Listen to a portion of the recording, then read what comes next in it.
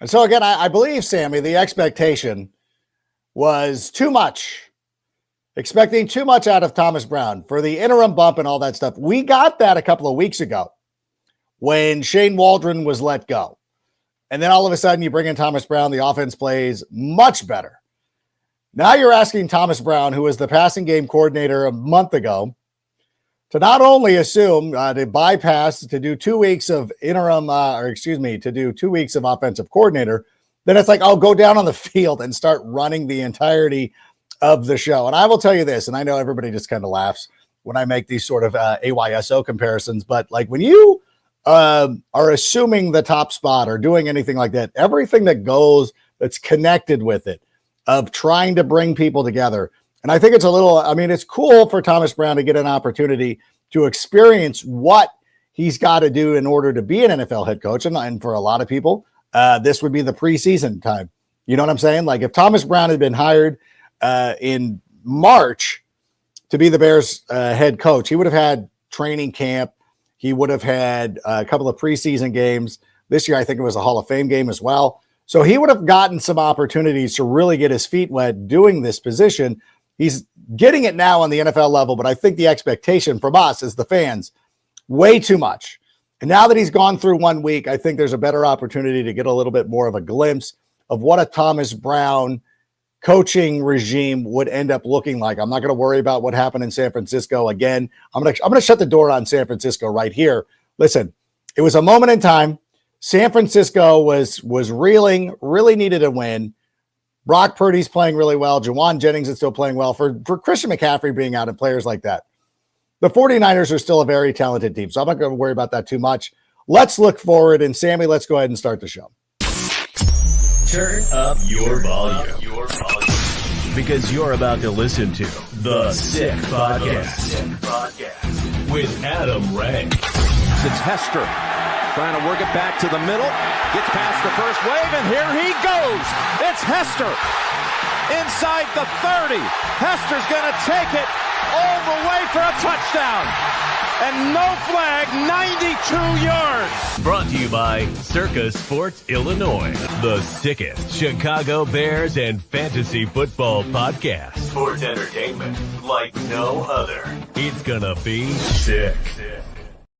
It's Wednesday night. You know what that means? It is time for Take It to the Rank. A great night of football, sports, entertainment, all sorts of things. Not only is Take It to the Rank this evening, but the Tape Never Lies Network will come up in about an hour and a half, 2 hours, somewhere in that range. AEW is also on tonight. So many good things going on.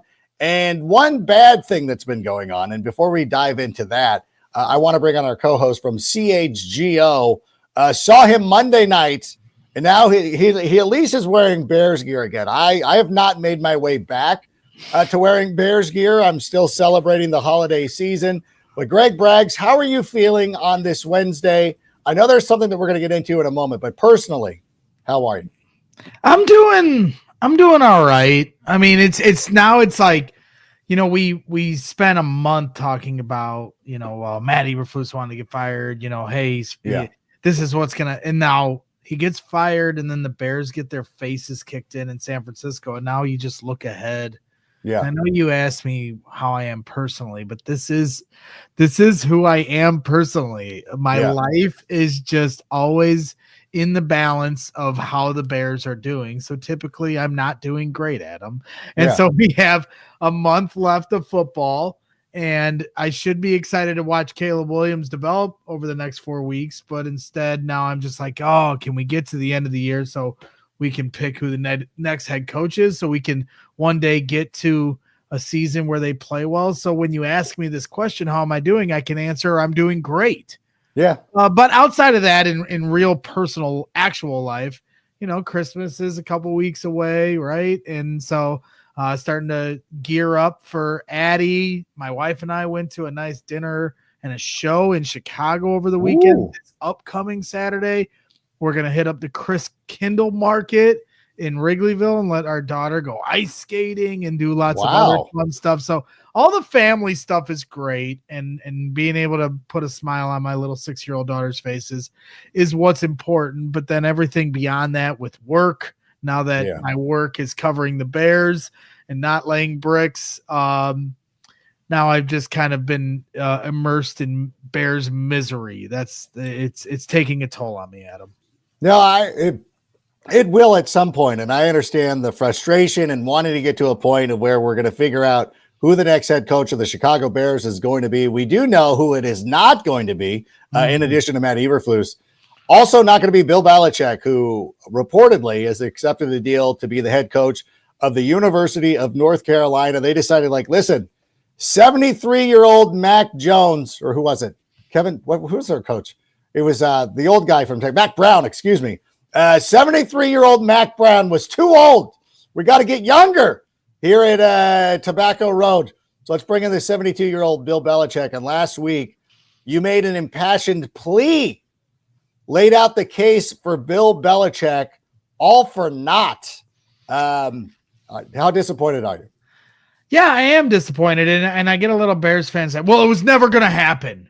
So I don't even know why you're talking about it. Well, it was, to me, those are the same Bears fans that are like, stop saying that Matt Eberflus is going to get fired during the year because it never happened before, so it's not going to happen. Right. So don't talk about it. And it's the same Cubs fans that tell me, stop expecting the Cubs to sign a guy like Shohei Ohtani or Juan Soto because it's never going to happen. That one was true. I'm sorry. I don't operate in what my teams I root for and what they try to sell me as their logic. Yeah. I operate on my own logic and what should be the pathway for these teams to take. And so if they're going to try to sell me something that I don't agree with, well, just because it's logical to them and their flawed process doesn't mean that I have to succumb to that. And I'm going to demand that my teams use logic that's going to get them out of, the failures of the past. And that includes interviewing a head coach that knows more about football than every single person that, currently resides at Hallis Hall. You hear that, Bill Belichick had a Bible that he made for all the teams that would have potentially considered him for pro or college. The Bears should have read that Bible. The Bears need a copy of Bible. No, we don't have a copy of it because now he's at UNC. So it's locked away in some cellar. And instead, the Bears just have to keep trying to figure out how to do things their way. And their way has been broken for decades. So forgive me, Bears fans, for expecting the Bears to interview a guy that might give them some insight on how actual football operations should be ran. They didn't. In my opinion, that's the Bears' loss. But at the same time, I think the Bears are going to be lucky that this upcoming offseason, there are a handful of candidates that you can sell me on that are good options. It's not just one guy or bust. So, I'm sure we'll talk about that tonight and many more shows here going forward. But, that doesn't excuse the fact that they can't at least have a conversation with Bill Belichick this offseason or last offseason. Honestly, you can do those things behind closed doors, even if you have Matt Eberflus under contract. Yeah, it's like going to Rite Aid and your heart is set on pistachio ice cream. And unfortunately, it's sold out. It's gone now. But there are other good flavors out there, potential for the Chicago Bears. And, of course, the guy that I have been hyping up for the last number of weeks, Mike Vrabel. The whispers seem to be getting stronger and stronger that he could it feels like a real possibility that Mike Vrabel could be the guy to be the next head coach of the Chicago Bears. What are you hearing out there? What is the ground? What are the boots on the ground in Chicago? How does it feel for Mike Vrabel? Well, it's interesting, right? I think you might get your wish, Adam. I really do, because I don't know. I don't know how I feel about that. I like saying these things and then having no accountability for having to deal with want all the of repercussions. You want all the guy told them they should have done it. They didn't do it. If they would have listened to me, they should have drafted Brock Bowers. No, but you know what? I know what you're saying. You want all of the credit and none of the blame. I totally get it, Michael Scott. So, we had Jeremy Fowler on yesterday, and he's at the NFL owners meetings, and Ian Rappaport's out over there as well, and all these different insiders. You don't like Ian though, because Ian's giving you the bumps. Ian's on my brick list, and so we'll see. Okay. We'll see. When we get to New Orleans, go to the Super Bowl Radio Row, he has an opportunity to get off my brick list. But right now, he's on my brick list. But I still respect his reporting, along with Albert Breer and all these different guys. And the common theme, the commonality you're hearing amongst all of these guys, and it's very early in the process, but what you keep hearing is that, and Jeremy Fowler said this on our show on CHGO Bears yesterday, so I encourage you guys to watch it. It was in the first segment of our show, but he said they're leaning towards hiring an experienced head coach, which would then go away from the darling for a lot of Bears fans' eyes and a guy like Ben Johnson or Joe Brady or, different people. So who does that leave? Cliff Kingsbury, I guess, has experience as a head coach, but it isn't good experience, right? And then you look at Mike Vrabel, as a guy that, has taken his team to the playoffs a couple times, has gone to an AFC championship. And so, I think when you combine the fact that this team needs some toughness inserted into this organization, they need a guy that's going to demand the details and the experience being this key factor that everyone talks about.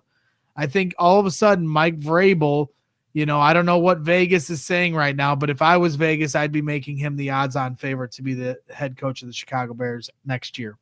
Speaking of which, the world's largest sports book in Las Vegas is right at your fingertips in Illinois. The Circus Sports app is sports betting the way it should be. Bet anywhere in Illinois and experience high betting limits, better moneyline splits, and more in-game betting. Plus, the best customer service. Download your new bookie today. Visit circusports.com and start betting like a pro from anywhere in Illinois. And if you or someone you know has a problem with gambling, call 1-800-GAMBLER or text ILGMAB to 833-234. And I want to thank you for setting that one up on a tee for me.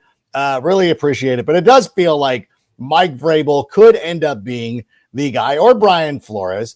I do want to say, and I know we've talked about this at great length, but I want to say this about Mike Vrabel. And this was something, and we should get Brendan Shagru on here to account for himself. But he was saying, listen, you do Mike Vrabel, and let's say he does really well, and then in 3 years the offensive coordinator splits, and then you're gonna have to get somebody else, or you could hire Ben Johnson and just be done with it. And I understand that part of it, but at the same time, like, is this really what we're concerned about? Like, hey, we did this with Luke Getsy. Remember, like, the first 3 weeks of the Luke Getsy thing, and people were like, "Oh my God, should we just make Getsy the coach? What if he leaves?" And it's like, listen, we don't need to worry about these problems. Like that, I don't want to have to worry about. I don't want to have to worry about this. Like, I don't lead my life worried that, hey, what if Tiffany Thiessen called me up and wanted to go out on a date?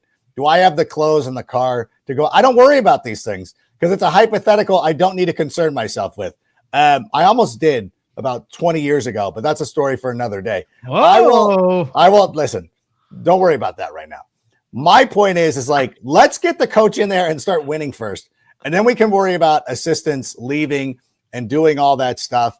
But, and this is a thing too, and I feel like I have to always keep reiterating this point for a lot of people because it just glances off of them. Like, the guy can't be defensive.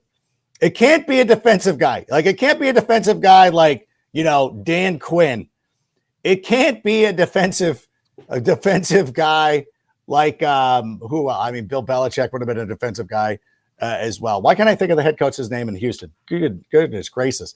I know Bobby Slowick, but like, these are the things, like, again, the defensive-minded head coach comes in and installs an offensive coordinator. If that offensive coordinator is good, then it doesn't really matter because we want the head coach to be the head coach. We don't want the head coach to be the play caller. We found out on Sunday what happens sometimes when your head coach is the play caller or the guy that you thought was going to be running the offense or anything like that. It doesn't always work out. And with Mike Vrabel, D'Amico Ryans, geez Louise, there it is. D'Amico Ryans has done pretty well. CJ Stroud, regardless of his fantasy numbers, doing pretty well. Defensive-minded head coaches doing pretty well. You want a head coach who comes in and runs the show. And I continue to point out that there were two offensive coordinators that Mike Vrabel hired. He went from Matt LaFleur to Arthur Smith. Mm-hmm. I think he did pretty well. Todd Downing, maybe not. That's his third guy. That's how far down the list is. And I think Tim Kelly was probably a Rand Carthon thing. Regardless, but he got rid of Todd Downing immediately because he's like, oh wait, this guy sucks. Let me get rid of him. But LaFleur and Arthur Smith should put confidence in you that Mike Vrabel identifies how the NFL offenses work in this day and age. It's not like he brought, and not like North Turner's doing a bad job in Las Vegas, but he understands where NFL offenses are operating, and he did a great job with it. But what he did bring was a toughness to the Tennessee Titans. There was an identity with the Tennessee Titans. There were a lot of positives about the Tennessee Titans, and I will say this: they were very successful with reinventing Ryan Tannehill's career, doing it with Malik Willis and Will Levis and all these guys. Mike Vrabel has done it. Ben Johnson, to me, he could be Kevin O'Connell. He could be Lane Kiffin. We just don't know. And I think at this point for the Bears, you can't take that risk. When everybody talks about, are the Bears going to mess this up again? They always go, outside of John Fox, they always go for the unknown.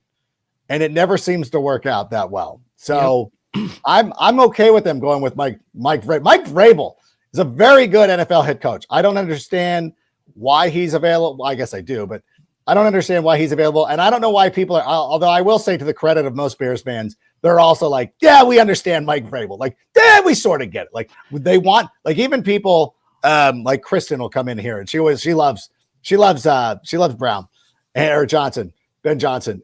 But at the same time, she's like, oh, I also know that I would also like Mike Vrabel would also be very good. Yeah, well, I mean, to try to break it down in draft terms for some Bears fans, you hear best player available. Well, it's, BPA. Well, it's BCA. Yeah. Best coach available, right? We already lost out on the best coach available. You're not reaching for an offensive coach. You're not reaching for a defensive coach. You don't choose your coach based off need. You choose your coach because he is the best coach available. That should be the standard in which you make this selection. Yeah. And you run into some trouble when you're like, oh, well, we need an offensive coach because we need Caleb Williams to have the best version of himself. But if you're reaching to try to fill that need instead of taking BCA, best coach available, you might run yourself the risk of it not working out. So if Vrabel is the guy that is the best coach available, then that's the guy you hire. And the thing that I think Bears fans also have to try to consider is what's more important for this organization, not just next year, but for the next 5 years. Is it your fear that Caleb Williams won't work out? Or is it that this roster in this locker room needs some toughness in it? Because you can make the argument that these guys need some toughness inserted into Hallett's Hall. And you could argue that that's a bigger issue than whether or not Caleb Williams is going to be a good quarterback. Look at everything that he has done here in his rookie season through all this turmoil. I feel pretty confident that Caleb Williams is going to continue to develop in the manner that he's doing, and it can't get any worse than what you saw with Shane Waldron. And look at how much better he got just with the insert of Thomas Brown being his offensive coordinator immediately. Now just imagine if he gets a whole offseason with a coaching staff that has a competent head on their shoulders. And so I'm going to keep an open mind to this process. I'm not scratching Ben Johnson off the list. I'm not scratching guys off the list. I'm not scratching Mike Vrabel off this list. I just think Bears fans need to keep an open mind as to exactly what this organization needs the most. And the answer might not be that it's Caleb Williams' best chance, for the best offensive play caller. There's more players on this team that you have to consider as well. No, I think that's a very astute point because you also have to figure that Caleb Williams is going to continue to develop and been able to do so through the noise right now with everything that's gone on with the Bears this season. And at some point, there is going to be a handoff of, hey, Caleb Williams is developing and he's become a better quarterback. He doesn't need to be babysat because he's going to be a veteran in a couple of years. What you do need, though, is somebody who's going to come in here for the long term and establish a culture. And I feel like it was kind of a mistake, or not really, wasn't kind of. It was a mistake for the Tennessee Titans to let Vrabel go. And unfortunately, it came to a head because I don't know what the in or out. We'll have to get some of the Titans. Although I've stiffed the Titans guys so many times on interviews this year. They're never coming on this show. I'll have to find some other Titan person to come in here and talk about it, because I still don't quite understand the rift, because it was pretty apparent to me that like the quarterback position had always been something that Mike Vrabel had never really been given the benefit of during his tenure with the Tennessee Titans. I know they'd be like, well, look what he did with Ryan Tannehill. Was nearly out of the league, was brought in as a backup quarterback. We knew that Marcus Mariota was not going to be a good NFL pro. Most people who knew Marcus Mariota was like, this is not an NFL quarterback. Like I sit in enough meetings with people from around the league, of high profile reporters and NFL league people who are like, yeah, that guy, Marcus Mariota, was never going to be an elite level NFL quarterback. And people just knew this. And that's why the Titans even brought in Ryan Tannehill. So for anybody to sit here and kind of hang their hat on like, well, he couldn't win with Ryan Tannehill, which is like the wildest little like leap that you could like, okay, like that's you guys are acting like he had prime Brady during his time in Tennessee and couldn't make it work. And remember, they also traded AJ Brown during part of his thing too, and think of all the scrubs that they drafted after that. I mean, now they have a pretty decent wide receiver room, but for a while they were Treylon Burks.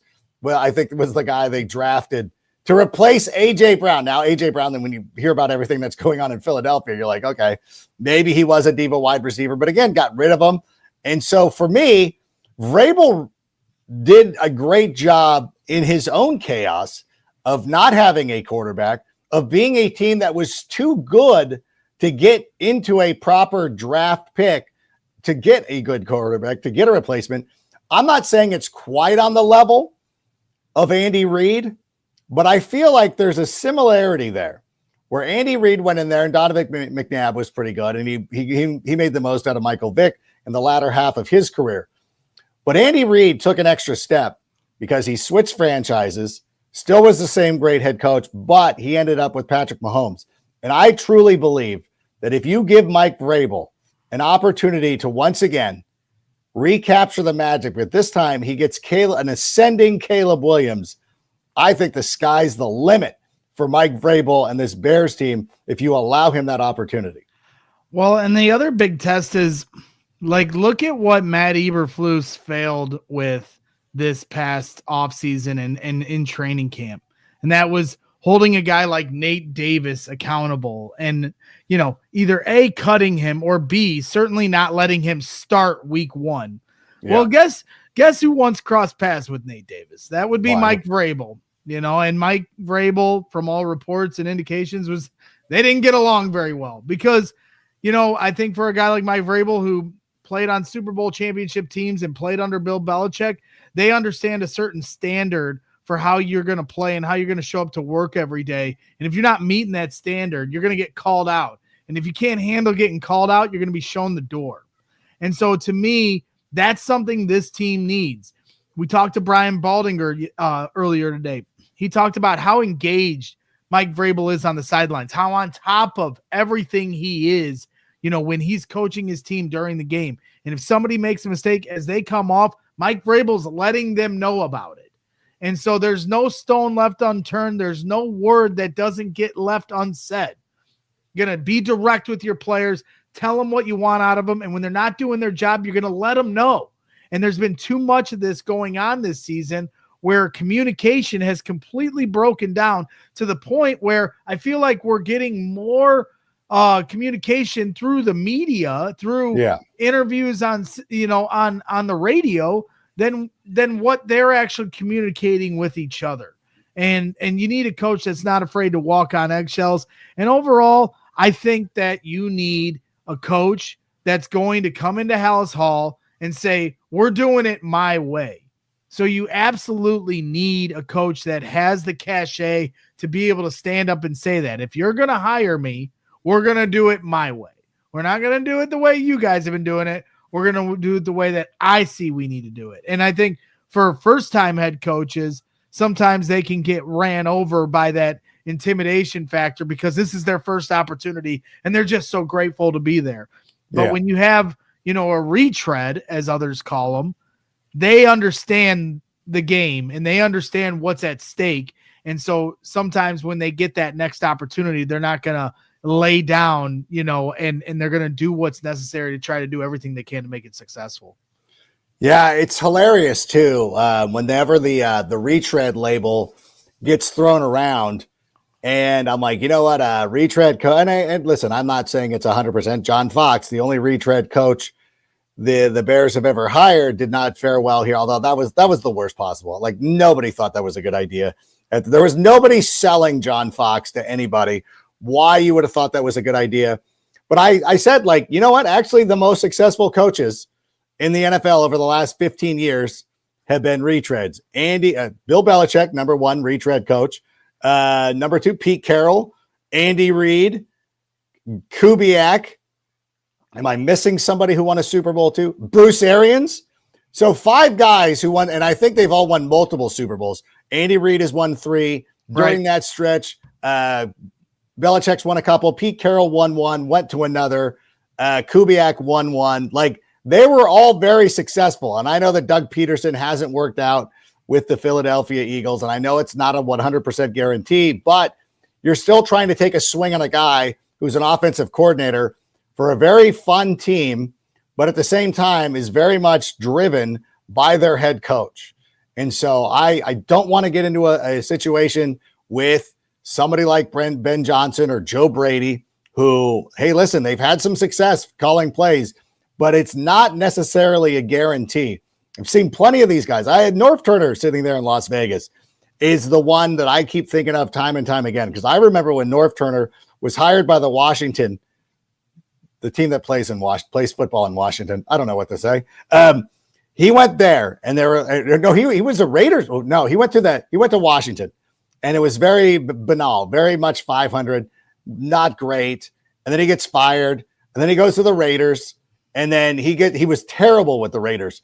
And then I remember Troy Aikman always making excuses for him, like, nobody could have won in there or whatever. And then he takes over Marty Schottenheimer's excellent team in San Diego, and they don't do anything either. So I get these offensive masterminds, and people are like, Kevin O'Connell's been very good, but you're like, yeah, but for every Kevin O'Connell, there's a Lane Kiffin or somebody like that. Like, there's Arthur Smith didn't really necessarily do well as an NFL head coach, although again, he's finding success as a coordinator in Pittsburgh. And I understand people want to be new and they want fun and they want a high scoring offense, but at the same time, look at who is successful in football right now. Like, even as much as like Andy Reid is an X's and O's guy, he is still a ball breaker.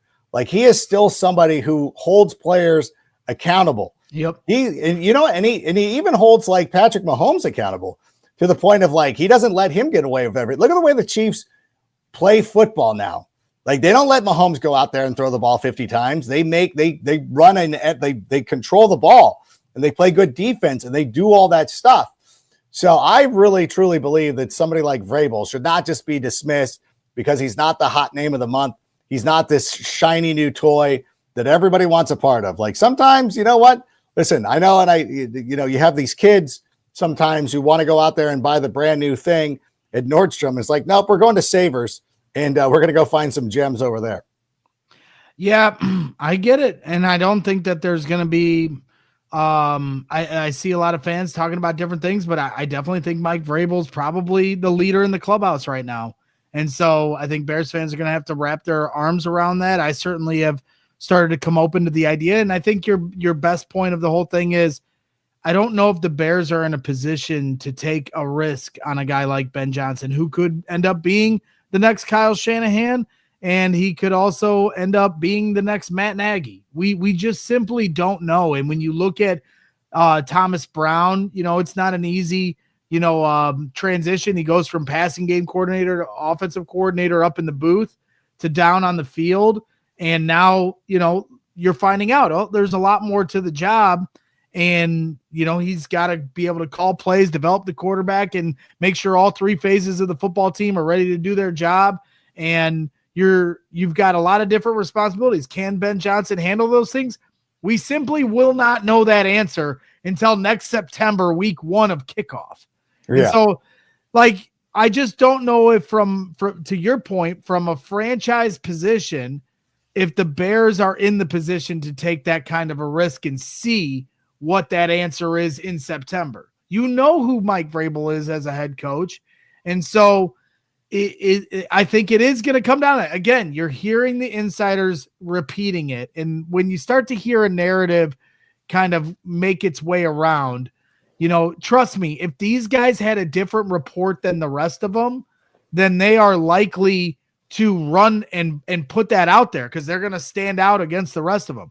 Every single person, whether it be Albert Breer, Jonathan Jones from CBS, Jeremy Fowler, Ian Rappaport, all the way down the list, each of these guys are saying that they're leaning towards a head coach with experience, a program builder, a leader of men, all of these buzzwords that piss off Bears fans. And I understand it, but I think you're seeing a common narrative being passed around. So I just want everyone to kind of brace themselves for the reality that Mike Vrabel could be your head coach next year. I certainly am. Yeah. Do we have some of the comments that are coming in, Sammy? Sorry that I'm having some issues with my camera right now. It's okay. That was me making faces at all these Bears fans. Do we have any questions come? Ed Gallagher. Yeah, I'm sorry. I was just going to say, you're just fortunate that I'm a gas bag and I can just roll through that. I love it. Technical difficulties roll through and I'll just talk my way through it. Oh, it's always, experimenting with the camera and everything like that. But Ed Gallagher says they need toughness and the best coach available. What if that guy is Brown? He doesn't have his staff. You know what? Honestly, Ed, I got to be honest with you as well. I don't want to close it. I really don't want to close the door after 1 week on Thomas Brown. And I think that it's fair because we sat in here last week and we're like, hey, if they go 5-0, it's automatic. 4-1, seemingly automatic. 3-2 is not bad if you're beating these divisional opponents. What I really truly love, and I think that in fairness to Thomas Brown, we should be giving him this benefit of the doubt before we spend so much time talking about Mike Vrabel, is I do kind of want to see how he bounces back from this one, because this obviously was one of the most embarrassing losses on the season in a year that's had some embarrassing losses, especially at Arizona, at home against the New England Patriots. How does this team respond? How does he get this team to bounce back? Now, if they go to Minnesota this week against one of the best teams in the NFC and they win, or even win convincingly or something like that, then I think that's also like, well, let's not completely rule him out. I really like Thomas Brown. Everything that we talked about last week has not changed. I still love him. I still want to get an opportunity. I guess, and I'll let you comment on that, but I do want to ask you real quick though. Do you think that because it didn't work, like it was so bad last week that it kind of now opens the door of like, here comes Mike Vrabel and Thomas Brown as the associate head coach, head of the offense? I guess potentially. I think Thomas Brown's certainly going to have a better showing than the first half of that Niners game. It's like in one half, he had dropped himself out of the running completely to be a part of this organization. I mean, it was like 300 total yards to 2 at the half. Like you're talking about, a team that in their history in the last 20 years has had many games like that. And you could argue that was the worst half of them all. Yeah. And we've seen some bad ones here in Chicago. And then as pitiful as this year has been, and as we've had many embarrassing first halves, for that to be the worst first half of the year, it wasn't something. Yeah, it wasn't a great look for him. But to your point about his opportunity, let's see how he bounces back now, right? You got 1 week to settle in as the interim head coach. Eric Washington's, first game as the play caller, for the Bears defense. So there's a lot of adjustments that needs to be made, and understandable against a well-coached team in San Francisco. you can understand the reason why it turned out the way it did. But now you're playing the Vikings. Let's see how you bounce back after a loss. But more importantly, let's see how you adjust, Thomas Brown, after one of your better offensive showings of the year against the Minnesota Vikings just a few weeks ago at Soldier Field, where the Bears had 398 yards of total offense, 320 passing yards, 20 first downs. They had 6 of 17 on third down, 2 of 3 on fourth down. So they did some things in that game. Obviously, they came back down 11 with like 20 seconds left in the game and had some miracle to be able to tie it. And they did get fortunate a little bit, yeah. But at the same time, let's see. Brian Flores is going to adjust to you, Thomas Brown. Now let's see how you anticipate those adjustments. So I think from a few different layers, we're going to get to see what Thomas Brown is made of in his second game, in his second test as interim head coach. Yeah. So you know what? Don't get rid of your Thomas Brown cards just yet. And by the way, speaking of which, at Windy City Sports Cards, they specialize in buying and selling all things related to Chicago sports. Whether you are a diehard fan of the Bears, Bulls, Cubs, White Sox, Blackhawks, or Sky, they have got you covered with an extensive selection of sports memorabilia and collectibles. In addition to their Chicago-focused items, they also offer a vast collection of trading cards and memorabilia from your favorite teams and players. And remember, the Christmas holidays are coming up, so if you want to get something quickly, make sure you reach out to our guy Mike and make sure that you get those hard-to-find items for your loved ones this holiday season. Sammy, do we have another question or comment that we? Oh, there we go.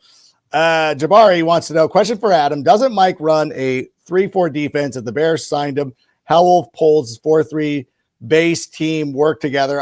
There certainly will be some adjustments, but again, you gotta respect a coach that comes in and says, what is my personnel and how are we going to adjust this? And I think that in the NFL, either number one, you adjust to the players on your roster as you're transitioning to what you want to play, or perhaps he comes in and recognizes like, these are the kind of players that I can use.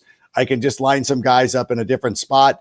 I don't have a definitive answer on that, but I think it is something that it's not going to preclude me from hiring Mike Vrabel. If I've considered the fact that Mike Vrabel is the best coach available and the best person to run the Bears, the defense he runs and the current personnel doesn't matter to me as much because rosters change so much over time.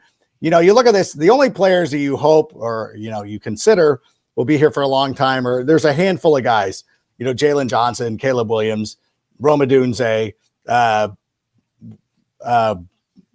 Darnell Wright, players like that. So I wouldn't worry about that, and I would worry more about getting the coach right. Greg, do you disagree or agree? No, you're not. You're getting best coach available. You're not picking your coach for need.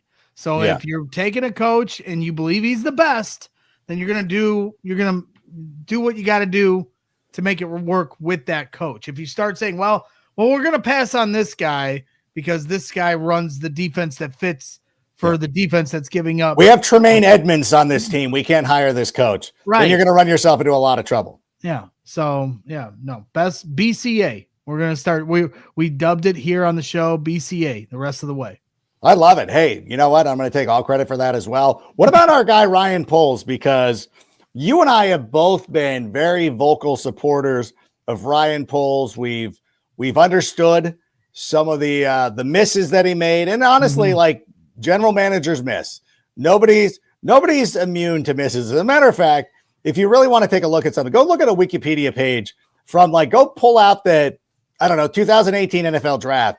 See how many guys are actually good players. How many players actually hit from any draft. Like Daniel Jeremiah sits there for 3 days talking about 230 players, about how great they are, what they're going to bring to the NFL, and look at the number of players who are highlighted in that Wikipedia entry for making the Pro Bowl or still even on not only on a roster, but on the roster of the team that drafted him. Right. It's not a high list. So you don't want to get too much into hey, he missed on this. Dude, people miss on third round picks all the time. They miss on first round picks all the time. So I don't want to worry about too much about that. But there have been some other things, Greg, that have concerned you about Ryan Poles?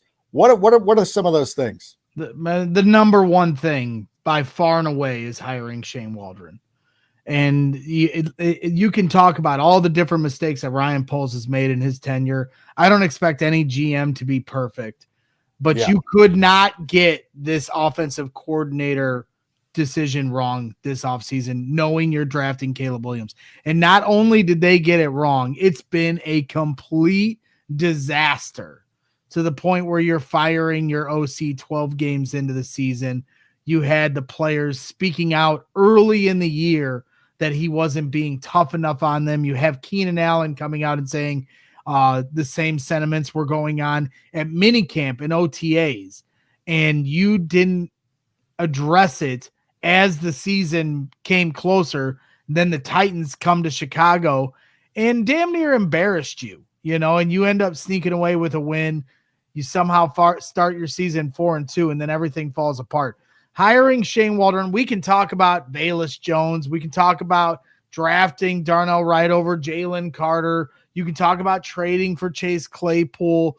You can talk about all these different things. You can even talk about drafting Roman Dunze instead of a left tackle. But I could walk you through each and every one of those failed decisions, if that's how you want to label them, and say, well, this was the logic they were using here. Even keeping Matt Eberflus in January, something I vehemently disagreed with, I can at least acknowledge some logic behind it. But the one thing that you cannot defend is hiring Shane Waldron and having an offensive coordinator search that you went through last January, and you only give one OC a second interview. And all the other OCs that you interviewed go on and have had good years with other teams. And the only person you gave a second interview to is the one you hired, and he's no longer your coach and your offensive coordinator. And by the way, the offensive coordinator you had last season, Luke Getsy, also was fired 2 weeks before Shane Waldron. So for me, knowing how big of a decision that was for Caleb Williams coming into Hallis Hall, for you to mess up the OC decision that badly, it's as bad as it gets for Ryan Poles. Yeah, it's one of those things too that, like, I understand Ryan Poles being a little upset that Kevin Warren's going to kind of oversee this, but at the same time, it's like you hired Eberflus, Waldron, Luke Getsy, the defensive coordinator that we had to fire for cause, and not because I hated him, but because there were things that were going on throughout his coaching hires that have not been good. And by the way, it's like, you don't want somebody looking over your shoulder, but like, couldn't you reason that Trace Armstrong has kind of been looking over your shoulder, helping you to guide somebody? Right. You've already had, like, we're just not, what it really comes down to is like, we're not letting Trace Armstrong pick our next head coach. I think that might be the biggest takeaway right there. This is why Kevin Warren has to get involved, is because, like, there's too much of this coaching agent business that's going on. And I know that people have talked about, like, the old boy networks and like why these CEOs continue to hop from job to job. And you're like, didn't you suck when you were the CEO of the Piggly Wiggly, and now you're all of a sudden running Brinker? Wait, who is it? Brinker? Which one runs Chili's? Darden? Brinker? I don't know. It doesn't matter. Here's the thing, but like, no, you need somebody. You need some guardrails. We do need somebody. Yeah, we do. Yeah, you do. Like you've now if your kid keeps like throwing a baseball through a window, at some point somebody's got to keep an eye on the kid whenever he's got a baseball in his hand. And I think for Ryan Poles, and I like a lot of what he does. I think he does a nice job for us, but it's like, yeah, you might need to bounce some ideas off some people. That's my only thing. Speaking of which, I don't know if this is, by the way, I want to let everybody know that Elite Icons provides quality and affordable jersey framing for thousands of customers every year. You can trust their products and services to be genuine and have the highest quality, backed by their extensive industry expertise. They offer custom jersey framing at the most competitive prices in the nation. Additionally, they host several public and private signings each year featuring your favorite players. Regardless of the sport or project type, they can frame it. As a matter of fact, Elite Icons, I've got them on the case. And one of these days, I got to get some of the jerseys of our championship Red Lightning to be framed because I'm a lunatic and I probably put too much stock in this stuff, but I do. They do great work. So if you need anything framed, if you need a jersey framed, try to do it once myself, and it just never works out. Let the pros do it. And elite icons are the absolute best at that. Well, I have to find somebody. Like I have to hit up Elite Icons because I have over 60 signed jerseys. No way. I've been collecting them for like 20 years, and okay, it's probably like 70, and like 50 of them are Bears jerseys. Yeah. And so like every year at camp, I would buy like one or two, and then it turned into like 3 because I started getting addicted. Bears jerseys to get signed by specific players, my favorite players. And so I've collected a lot. And then I have a bunch of Cubs ones. I have a Steph Curry signed Davidson jersey. Nice. I have a lot of really cool jerseys, and I've never framed them because I have this vision that I'm going to like do it a certain way where like some of my main ones will be like the big frame, like you see. Yeah. And then you've got the smaller, I have like other, players that didn't go on to be great, but I want to like frame it with just like the number and the name, like on the shorter, so it doesn't take wall space up. So I have like this huge vision. So I'm gonna have to hit up Elite Icons and see what they do for me. Not like an 8x11, but something like that. I know exactly what you're saying. It's funny. Back in my day, my college and like post-college, early 20s, I used to take to framing magazine covers, be it like Sports Illustrated, Sport Magazine, or anything like that, and just a whole host of them. And it obviously a lot of Chicago ones, a lot of Angel ones, Laker ones as well. So I always had those, and I always thought that was really cool. And then you get older, and then eventually you move in with a woman who's like, "No, we're not doing that anymore." No, I'm kidding. But you know what I'm saying? Like I always really like that. I always have a bunch of like Rat Pack stuff too. So I kind of go in between the two. I did find one of the greatest, this Dean Martin photo of him holding a golf club, which I think is so cool. Trying to get the print of that and get that framed out. I'll see if Elite can help me with that. That's the project I need to get them on. But let's close out with another question. We covered everything, but the Bears 85. How do you think Ryan Poles feels about the organization and how the McCaskies have put this together?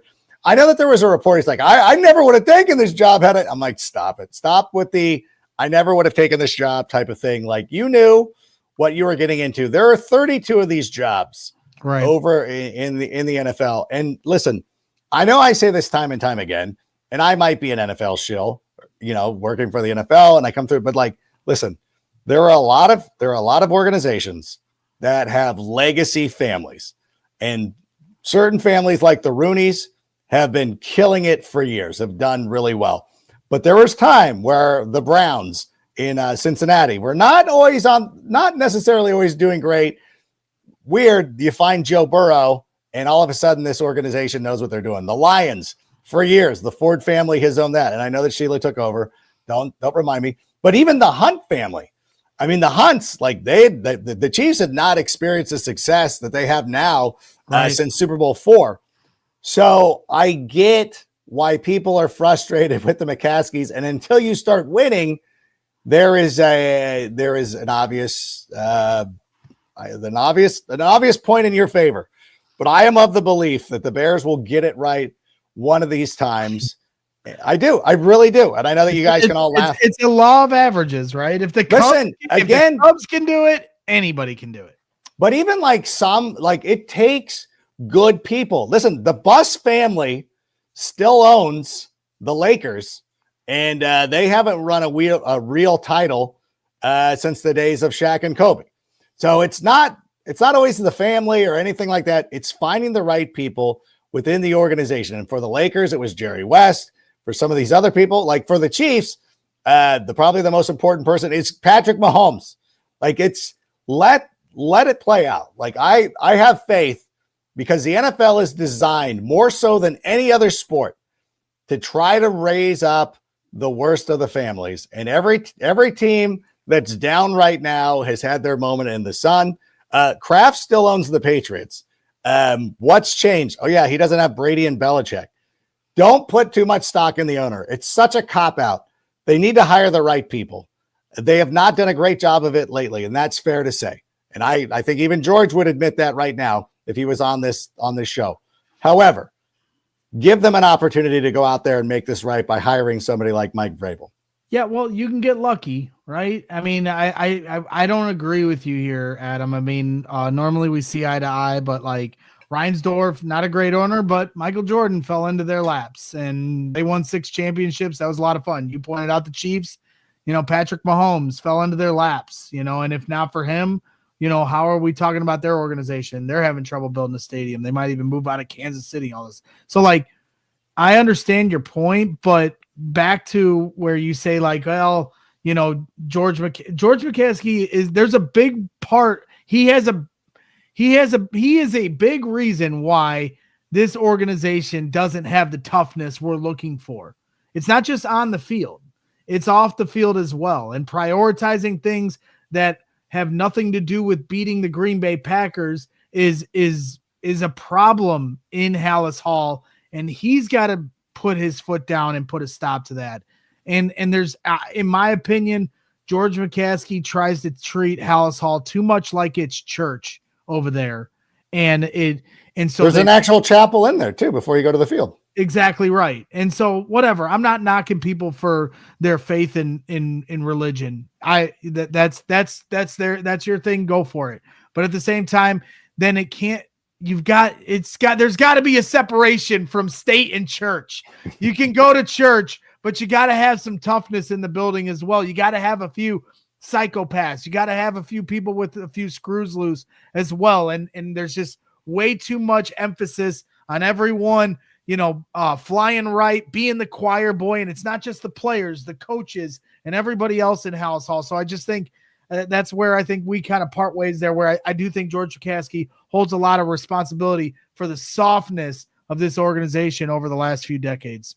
Oh, well, I will still buy you an old style and smoke a cigar with you, but I'm going to stick. Listen, I'm a McCaskey's person. Am I their shill? Sure. That's fine. You can say what you want to say. I also know who signs my paychecks, so you guys got to be chill. No. I still don't, but still. I say it with love. I say it with love. Like that's the thing. If George truly is a Bears fan, he really is. He lives in my world. I'm a Bears fan. So I'm just saying. He might say, "Hey, listen." He might say "Dad gummit" instead of actually swearing, but he's living and dying with this. I don't know what his version of Taco Bell is, but I'm sure he's been going through comfort food for a long time, and it's got to be frustrating. You own this franchise. You own a legacy team in the NFL, and you're having this much trouble getting it right. I'm sure that there's nobody who is feeling it as bad as he is. Hey, when I was bricklaying for 20 years, all of us on the job site had the worst mouths. We all swore like sailors, right? But there'd always be that one bricklayer that was super buttoned up. He'd never swear.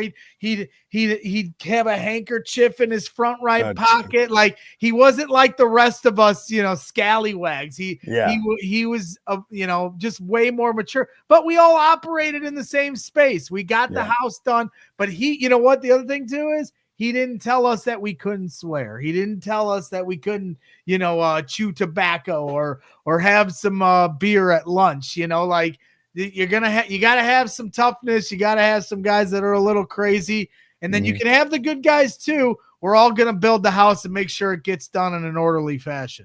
When you go outside on the patio, outside of the CHGO studios, and you're looking towards downtown, and you see that one chimney, it's a little askew. How much beer was somebody drinking that day when he put that together? Well, I promise you, if you tore that chimney down, which they need to, if you tore it down, you'd find yourself some empty cans and down that hole. I can promise. Next time, I'm taking it down. Next time I'm going out, I worry for all of you.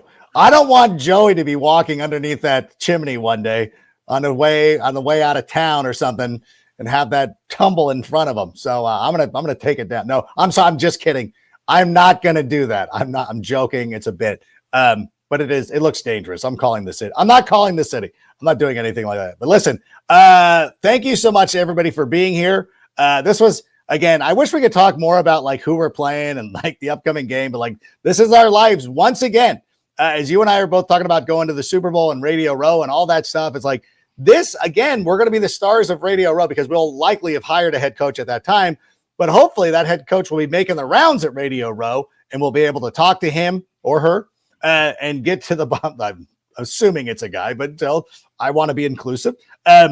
We will sit there and talk to him and get to the bottom of this. It'll be a lot of fun. But again, I want to start talking about games. And I remember coming off that Jacksonville game being like, this is a team that's going to make a run to the playoffs.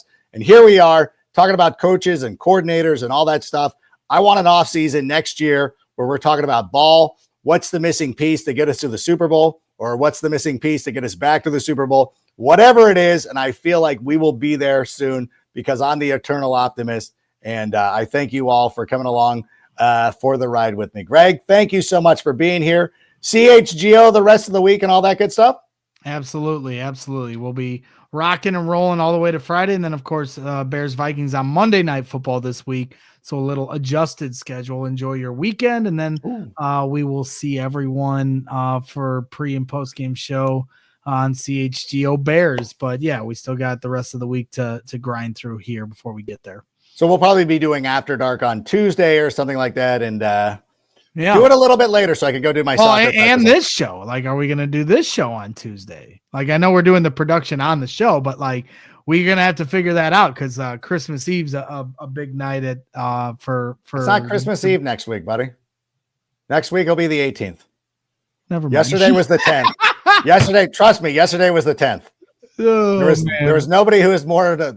Trust me on that. Yesterday was the 10th. I completely have lost my mind. The 11th is today, so That's it'll be right. the 18th next week. We got some more time. I'm going to end it right here. Hey, catch us next week. The Tyler Scott Show will be coming up later on this week, and of course, the sick picks, all that good stuff. I'll probably do a post-game show on Tuesday. You never know. I ghosted it for like 12 hours this weekend for obvious reasons. But in any event, thanks to everybody for being here. Enjoy the Tape Never Lies Network tonight or AEW or whatever you're doing. Maybe you can go out and watch Go once again as the holiday pick the click and all that good stuff. So for Greg, I'm Adam. Sammy, go ahead and play us out. And that's a wrap. Hope you don't miss us too much until next time. Follow the Sick Podcast with Adam Rank on YouTube, Instagram, Facebook, Google Play, and Apple Podcasts. Brought to you by Circa Sports Illinois.